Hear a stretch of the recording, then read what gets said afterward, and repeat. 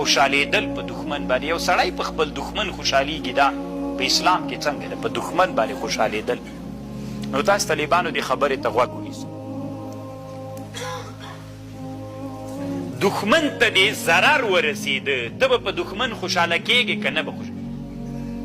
یو حالت کې خوشحالېدل ناروا دي طالبانو، یو حالت کې خوشحالېدل روا دي. دښمن د طالبانو ورونو د دغه حیثیته به پې خوشحالېږې چې هغه ظلمونه کول. ښه ده چې انسانان یې له ظلمونه خوشحاله سول، له دغه حیثیت نه به پې خوشحالېږې.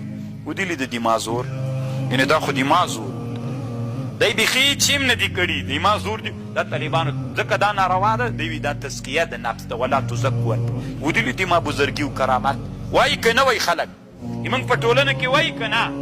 پلانکي ته مصیبت ورسېد، ودلي د دما زور، دما کرامت دې ولیده، بزرګي دې نه منله، څنګه مې که درته؟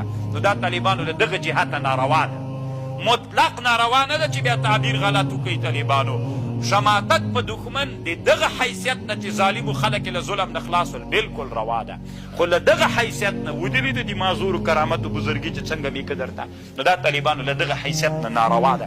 او له دغه حیثیت نه ودلي د دما خیره مې چې ورته وکړله قبوله سو، څنګه هلاک شو. له دې حیثیت هم طالبانو دا څوک ده؟